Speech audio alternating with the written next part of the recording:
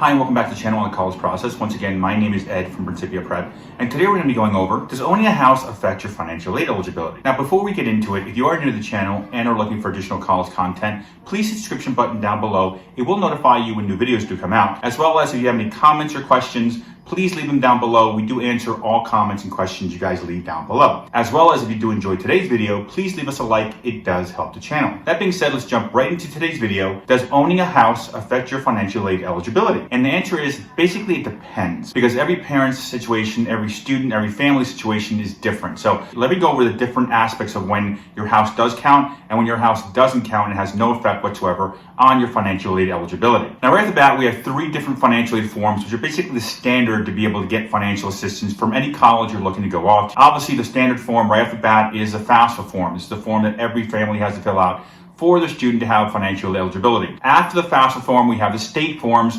Now, each state is different. Pennsylvania has the PHEA, New York has the HESC, New Jersey has NJFAM. So each state is different. So some states require the state form, some states don't require the state form. Now, outside of that, the third form we have is called the CSS Profile, which is filled out on the College Board site, which stands for College Scholarship Search. This is a third form that some colleges recognize and need in place for financial aid consideration. Now, first, let's address this from the FAFSA side. Then we're going to do the state stuff, and then we're going to do the CSS profile. So right off the bat, dealing with the FAFSA form. Now, if you live in a single family resident primary home, the FAFSA does not count your house whatsoever as an asset against you, essentially, for financial aid eligibility. The only time there's an asterisk here is if you live in a multi-family home. So let's just say your home is a multi-family 2-unit home. So you live in one unit and you have a renter living in the other unit. Then technically, yes, this house does go on the FAFSA form, or at least a portion of the equity of this house goes on the FAFSA form. And let me explain how it works. First, right off the bat, let's just give an example. Let's just say the house is a 2-family house. Let's say the house itself is worth $500,000. Of that $500,000, the first thing you need to do before you place any information on the FAFSA form as far as an asset is concerned, first thing you need to do is back out the mortgage. So let's just use an example. You have a $200,000 mortgage. So $500,000 value of the house,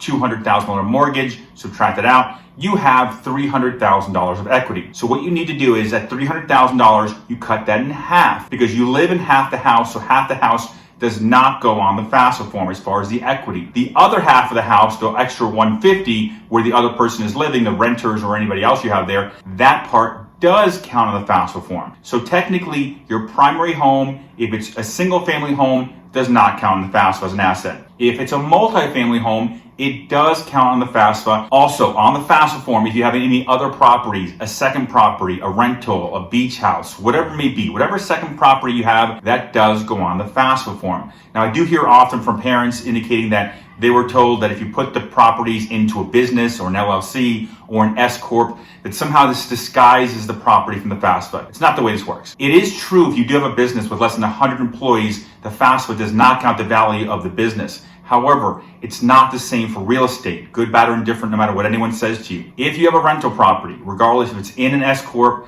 LLC, or just in your name, it does get counted on the FAFSA. That being said, let's talk about the state side now. Now, a lot of states that you guys reside in will ask at the end of the FAFSA form on the confirmation screen if you want to fill out the state required forms for in-state residents staying in state for financial aid consideration from the state you reside in. Now, in the states you guys live in, pretty much no state counts primary property. So it's still following the same format as FAFSA, but they do count the same way the FAFSA does if you have a multi-family unit. So once again, if you have more than one unit and you're living in one unit and renting out another and so on and so forth, those extra units, that equity there after you back out the mortgage, as I showed you in example number 1, those do count, and good, bad, or indifferent for many states, unfortunately. Anytime you have a multifamily home or anytime you have any additional rental property, they will not provide you in-state eligibility for financial assistance. So there's no grant money here in any of the states typically you live in.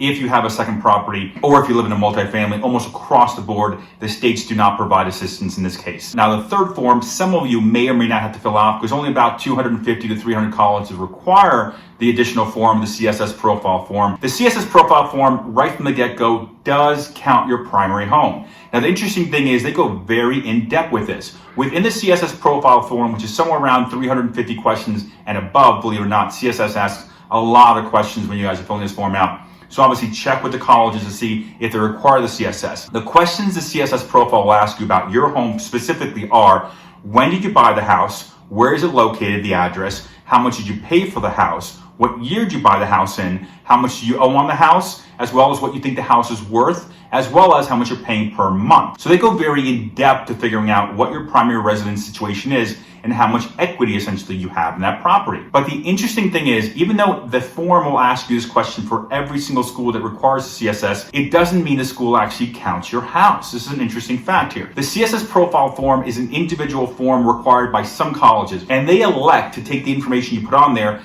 to look at and basically formulate their financial aid plan, i.e. the financial aid award letter for your student. Now, not every college, even if you have a primary residence and you put it on the CSS profile because it's required, not every school counts it. So even if you have, let's say, $1 million in equity, some schools don't even care because they don't count your property. Best way to find out if the school counts your property if they require the CSS, right off the bat, number one, contact the school's financial aid office and ask them, number one, do you require the CSS profile? If you do, when do you require it by? And in addition, since you do require the CSS profile, how much are you counting the home equity at? And the unfortunate situation is some of them will count the equity at 1% to 2%. Some of them count it at 4% to 5%. And some will even go as high as counting it at the same level the FAFSA form counts equity in a secondary property or any asset you have, which is 5.6%. So the reality is, number one, I'm calling the schools and finding out which forms do you need. Number two, if you do need a CSS profile and you are looking at my primary home, how much are you counting my primary home at? What percentage? Because of the fact that the percentage is so important, especially if it's a CSS profile school, because of this example I'll show you here. If you have a house that has, let's say, $1 million in equity, just give you an example here, but the school doesn't count the house, then guess what? Your equity basically means zero towards your financial aid eligibility or losing financial assistance. If they count the house at 1 to 2%, you've now lost anywhere between $10,000 to $20,000 of space available for financial aid consideration. And worst case scenario, if the school does count your primary residence at the standard 5.6% that the FAFSA counts all your assets at, then you're looking at $56,000 they're expecting you to come up with, or essentially $56,000 of lost financial aid space. They can't award you aid, so it's very important. Now, obviously, if you have any questions, if you have any concerns, this is obviously a big topic, especially with schools starting up and colleges always getting more and more expensive. Please leave them down below. If you watch our other videos, you realize that we do answer any questions you have. And also, if you do enjoy today's video, please leave us a like. It does help the channel. In addition to that, if you do have any questions, any concerns, please reach out. We do help families out with the financial aid and admission side of the college process. On the screen, obviously here you see our contact information. Other than that, thank you for tuning in today's video. Once again, my name is Ed from Principia Prep.